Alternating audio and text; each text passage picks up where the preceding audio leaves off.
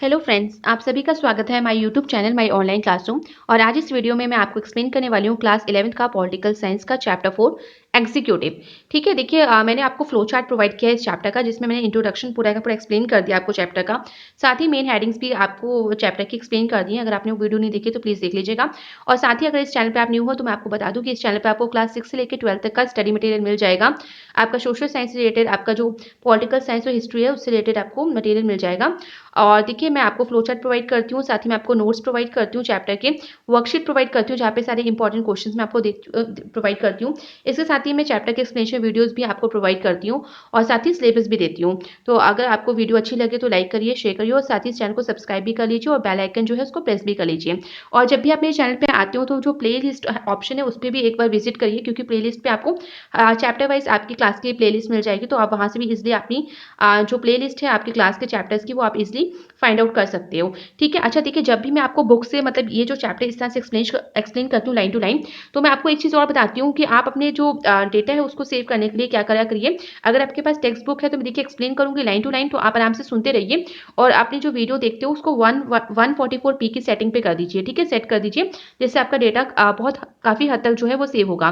ठीक है, और आप और ज़्यादा वीडियोज़ देख सकते हैं। तो देखिए, इंट्रोडक्शन में जैसे मैंने आपको पहले ही बता दिया था कि जो लेजिस्लेटिव, एक्जीक्यूटिव और जुडिशरी होते हैं वो 3 ऑर्गन्स होते हैं गवर्नमेंट के। ठीक है, और तीनों मिलके जो है वो फंक्शंस करते हैं गवर्नमेंट के लिए। ठीक है, मेंटेन करते हैं लॉ को, ऑर्डर को, और पूरी की पूरी जो पब्लिक है उसकी भी वेलफेयर करते हैं, यानी भलाई का काम करते हैं। कॉन्स्टिट्यूशन जो है वो हमें इंश्योर करता है पूरा का पूरा वर्क कि किस तरह से कोऑर्डिनेशन इन तीनों जो ऑर्गन्स है यानी लेजिस्लेचर, एग्जीक्यूटिव, जुडिशरी, इनके बीच में बनाया जा सके। इसके लिए देखिए एक चेक और बैलेंस नाम का सिस्टम जो है उसको मेंटेन करते हैं, उसको फॉलो करते हैं। हमेशा चेक किया जाता है कि इन तीनों की जो पावर है वो इक्वल रहे। ऐसा ना हो किसी एक की पावर बहुत ज़्यादा हो जाए और वो दूसरे को ओवरलैप करने लग जाए। इसी तरह से देखिए जो पार्लियामेंट्री सिस्टम है उसमें एग्जीक्यूटिव और जो लेजिस्लेचर्स है वो इंडिपेंडेंट होते हैं, और जो लेजिस्लेचर है वो कंट्रोल करती है एग्जीक्यूटिव पे एंड इन टर्न, और इसके अलावा इस कंट्रोल बाय द एग्जीक्यूटिव, और ये कंट्रोल किसके द्वारा की जाती है? एग्जीक्यूटिव के द्वारा। तो आप देख सकते हो एक तरह का बैलेंस तीनों के बीच में एक बैलेंस बना के रखा जाता है।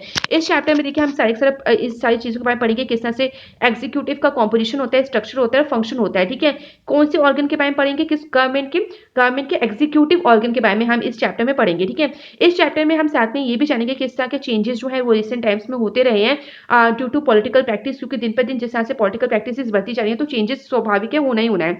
आफ्टर रीडिंग इस चैप्टर, आपको पूरा जब चैप्टर आप पढ़ लोगे तो आप कुछ बातों को जान जाओगे। क्या बातों को जानोगे? पहली चीज कि आप डिफरेंस समझ जाओगे कि पार्लियामेंट्री और प्रेसिडेंशियल एग्जीक्यूटिव में क्या डिफरेंस है। सेकंड चीज आप ये जान जाओगे कि understand the constitutional position of the president of India, कि प्रेसिडेंट ऑफ इंडिया की क्या क्या एक पोजीशन रहती है। इसके बाद आप जान जाओगे कि किस तरह का कॉम्पोजिशन और फंक्शनिंग है काउंसिल ऑफ मिनिस्टर्स का, और साथ ही प्राइम मिनिस्टर की क्या आवश्यकता होती है वो आप समझ जाओगे। इसके बाद देखिए understand the importance of functioning of the administrative machinery. इसके साथ ही पूरे के पूरे जो एडमिनिस्ट्रेटिव मशीनरी है यानी जो ब्यूरोक्रेटिक है, नौकरशाही है कंट्री में, ठीक है, सिविल सर्विसेज की जो जॉब्स होती हैं उसमें क्या उसकी इंपॉर्टेंस है, किस तरह से फंक्शनिंग करती है, उसके बारे में हम जान जाएंगे। ठीक है, चैप्टर का नाम है एग्जीक्यूटिव, तो बिल्कुल आपको देखिए लेजिस्लेचर जो लॉ बनाते हैं, जो ऑर्गन लॉ बनाती है, एग्जीक्यूटिव जो एग्जीक्यूट यानी उस लॉ को लागू करती है, और जुडिशरी जो उस लॉ को प्रैक्टिकली देखती है, चेक करती है कि सब लोगों को वो न्याय मिल रहा है कि नहीं मिल रहा है, कानून जो है वो फॉलो हो रहा है कि नहीं हो रहा है, ऐसा तो नहीं किसी एक का राइट जो है वो दूसरे के राइट्स को वॉलेट कर रहा है। तो उस कंडीशन में लोग जो है वो जुडिशरी के पास जाते हैं। ठीक है, तो अब हम और डीप में इसका मीनिंग आगे जानेंगे, क्योंकि चैप्टर का नाम ही व्हाट है एग्जीक्यूटिव।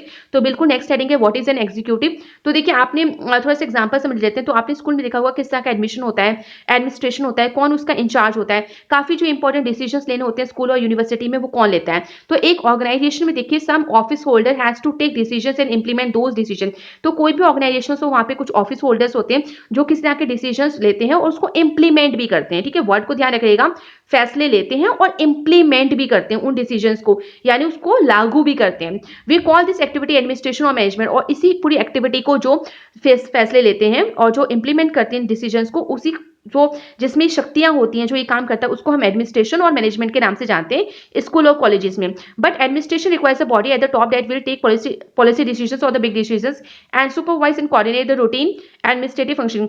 इसके साथ ही देखिए एक एडमिनिस्ट्रेशन के लिए एक कह सकते हो एक बॉडी चाहिए जिसमें टॉप पे ऐसे लीडर्स हो, ऐसे पर्सन हो जो पॉलिसी डिसीजंस ले सकें, बिग डिसीजंस ले सकें और सुपरवाइज भी करें, कोऑर्डिनेशन हो और रूटीन चेक भी करें एडमिनिस्ट्रेटिव फंक्शनिंग को। ऐसा नहीं कि कोई लॉ बना के छोड़ दिया, कानून बना के छोड़ छोड़ दिया, डिसीजन लेके छोड़ दिया, उसको चेक नहीं किया, ठीक है।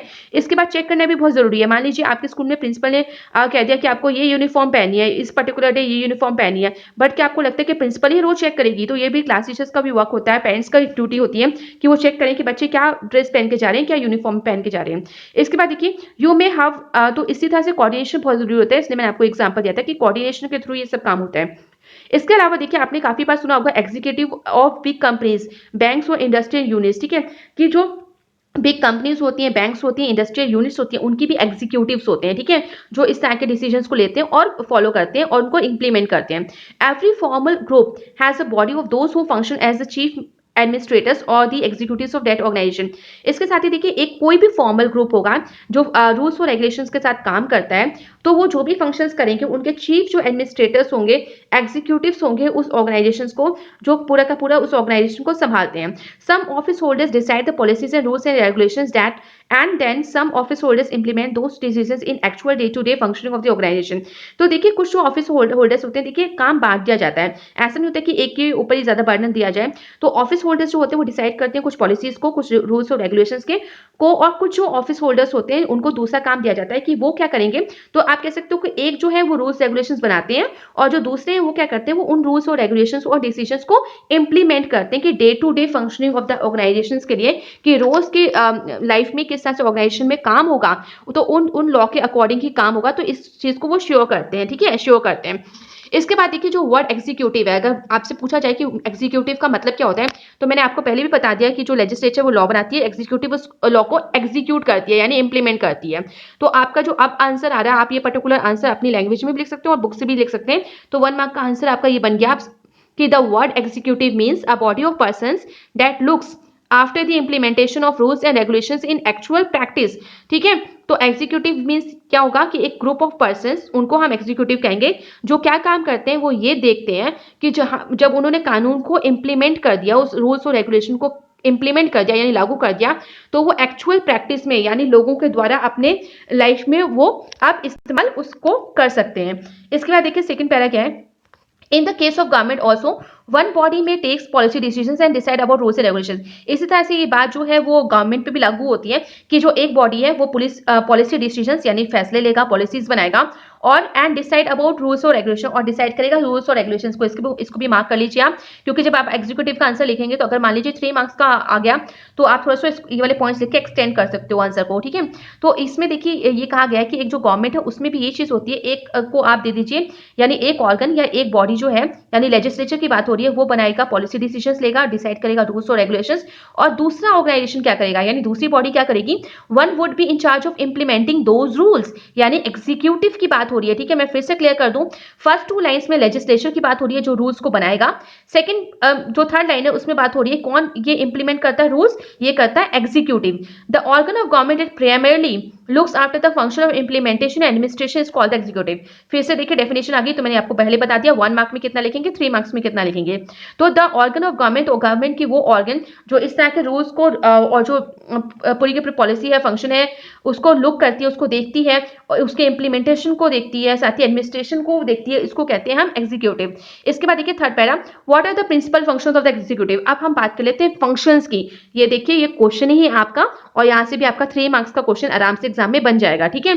तो इसमें देखिए ये मैंने आपको बता दिया है, 1 मार्क में कितना लिखेंगे, 1 मार्क में 3 लाइन लिखेंगी आप, 3 लाइन लिखेंगे फर्स्ट पैरा की, और अगर ये आता है 3 मार्क्स का तो आप लिखोगे ये फर्स्ट पैरा की लास्ट 3 लाइंस, साथ ही सेकंड पैरा का पूरे लाइंस, और अगर 5 मार्क्स में आता है तो आप ये तीनों पैराज लिखेंगे, ठीक है। तो अब मैं आपको बता रही हूँ फंक्शंस ऑफ द एग्जीक्यूटिव। अगर अकेले पूछ लिया एग्जीक्यूटिव के फंक्शंस क्या होते हैं तो आप लिख सकते हो। तो फर्स्ट पॉइंट देखिए क्या है, तो एग्जीक्यूटिव जो हमें पता है ब्रांच ऑफ गवर्नमेंट है जो रिस्पॉन्सिबल है implementation of laws and policies. देखिए बार बार ये लाइन आ रही है, बार बार ये शब्द आ रहा है implementation of laws and policies, तो एकदम इसको याद कर लीजिए कि एग्जीक्यूटिव क्या है, implementation of laws and policies, ठीक है।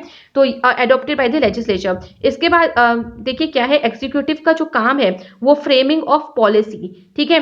तो पहला क्या फंक्शन हो गया कि ये इंप्लीमेंट करेगी लॉ और पॉलिसी जो कि लेजिस्लेचर बनाती है। उसके बाद ये क्या करेगी, ये फ्रेम करती है पॉलिसीज को। इसके बाद देखिए नेक्स्ट क्या है, तो official designation of the executive vary from country to country. अगर आप ऑफिशियल डेजिग्नेशन देखें यानी इनका डिपार्टमेंट देखें किस तरह से काम करते हैं एग्जीक्यूटिव, तो वेरी, ठीक है, VARY यानी भिन्न भिन्न यानी डिफरेंट डिफरेंट आपको मिलेगी कंट्री टू कंट्री, कि कहीं एग्जीक्यूटिव अलग तरह की मिलेगी, कहीं एग्जीक्यूटिव अलग तरह की मिलेगी। सम कंट्रीज में जैसे एग्जांपल दिया हुआ है, बोला गया है, इन्होंने क्लियर कर रहे हैं इस चीज को, सम कंट्रीज में आपको प्रेसिडेंट्स एग्जीक्यूटिव मिलेगी, तो कहीं आपको चांसलर्स की एग्जीक्यूटिव भी मिलेगी। एग्जीक्यूटिव जो ब्रांच होती है is not just about presidents, prime ministers and ministers. ऐसा नहीं है कि एग्जीक्यूटिव में सिर्फ प्रेसिडेंट्स, प्राइम मिनिस्टर्स और मिनिस्टर्स ही होते हैं, बल्कि इसमें कौन होते हैं, इसमें एडमिनिस्ट्रेटिव मशीनरी भी होते हैं। और एडमिनिस्ट्रेटिव मशीनरी से हमारा मतलब है सिविल सर्वेंट से, यानी ब्यूरोक्रेसी से, नौकरशाही से। while the heads of government and their ministers saddled with the overall responsibility of government policy। तो देखिए जो हेड्स ऑफ द गवर्नमेंट होते हैं, जब ओवरऑल पॉलिसीज को संभालते हैं, सैडल मतलब बर्डन, ठीक है, पूरी की पूरी ये ओवरऑल रिस्पॉन्सिबिलिटी को संभालते हैं, गवर्नमेंट पॉलिसी को संभालते हैं, तो उनको हम बोलते हैं पॉलिटिकल एग्जीक्यूटिव। यानी जितने भी मिनिस्टर्स हैं वो गवर्नमेंट की पॉलिसीज को रिस्पॉन्सिबल तरीके से पूरे बर्डन को संभालते हैं, तो उनको हम बोलते हैं पॉलिटिकल एग्जीक्यूटिव। इसके बाद देखिए एक सेकंड टर्म आ रहा है, जो डे टू डे एडमिनिस्ट्रेशन को संभालते हैं, उनकी जिम्मेदारी होती है कि डे टू डे एडमिनिस्ट्रेशन को पूरा संभाल के रखें, उनको हम बोलते हैं परमानेंट एग्जीक्यूटिव। तो फिर से मैं एक बार क्लियर कर दूं आपको, देखिए यहाँ पे जो पॉलिटिकल एग्जीक्यूटिव की बात हो रही है वो हो रही है मिनिस्टर्स के लिए, और परमानेंट एग्जीक्यूटिव की बात हो रही है वो हो रही है सिविल सर्वेंट्स के लिए, ठीक है। तो ये याद रखिएगा, आपसे पूछ सकते हैं 1 मार्क में कि पॉलिटिकल एग्जीक्यूटिव समझाइए और परमानेंट एग्जीक्यूटिव समझाइए। मैं एक चीज और आपको बता दूं किस तरह से आपको इजिली इसको याद कर सकते हैं। देखिए पॉलिटिकल एग्जीक्यूटिव हम पता है मिनिस्टर्स होते हैं जो 5 साल के कार्यकाल के लिए आते हैं, अपना काम करते हैं और फिर चले जाते हैं। परमानेंट एग्जीक्यूटिव से समझ जाइएगा सिविल सर्वेंट्स होते हैं जो एक बार जॉब लेते हैं तो फिर रिटायरमेंट के बाद ही उस जॉब को छोड़ते हैं, ठीक है, और वो परमानेंट है, ठीक है, वो टेम्परेरी नहीं है कि 5 साल या 10 साल बाद हट जाएंगे। तो परमानेंट बेसिस पे वो काम करते हैं, अगर उनका रिटायरमेंट हो जाता है फिर न्यू पोस्ट फिर से फिल होती है। तो इसको याद रखिएगा क्योंकि वो डे टू डे एडमिनिस्ट्रेशन में सहयोग करते हैं, ठीक है। पॉलिटिकल एग्जीक्यूटिव जो है वो फैसले लेते हैं, पर उसको इम्प्लीमेंटेशन देखा जाए, अगर एकदम ग्राउंड लेवल पे देखा जाए तो वो हमारे सिविल सर्वेंट्स करते हैं, ठीक है। तो आई होप यहाँ तक आपको क्लियर हो गया होगा अच्छे से, और यहाँ से आपके काफी इंपॉर्टेंट क्वेश्चंस बन गए, आपका मीनिंग आपको एक्सप्लेन हो गया होगा, एग्जीक्यूटिव का मतलब क्या होता है, सेकंड फंक्शंस क्या होता है, और थर्ड पॉलिटिकल एग्जीक्यूटिव और परमानेंट एग्जीक्यूटिव में क्या डिफरेंस है वो हो गया, ठीक है। अच्छा याद रखिएगा पॉलिटिकल एग्जीक्यूटिव को टेम्परेरी एग्जीक्यूटिव भी बोल सकते हैं, ठीक है। तो क्वेश्चन इस तरह से भी घुमा के वो आपसे पूछ सकते हैं, तो आप याद रखिएगा। चलिए अब नेक्स्ट पेज पे मूव करते हैं। तो नेक्स्ट पेज में कि डिफरेंट टाइप्स के क्या एग्जीक्यूटिव होते हैं। तो अगर डिफरेंट टाइप्स के एग्जीक्यूटिव देखें हम लोग, तो ये होते हैं आपके सेमी प्रेसिडेंशियल, प्रेसिडेंशियल और आपका पार्लियामेंट्री सिस्टम होता है, ठीक है। तो इसको मैं आपको अपनी नेक्स्ट वीडियो में एक्सप्लेन करूंगी। So thank you everyone and please like share subscribe this channel for more updates.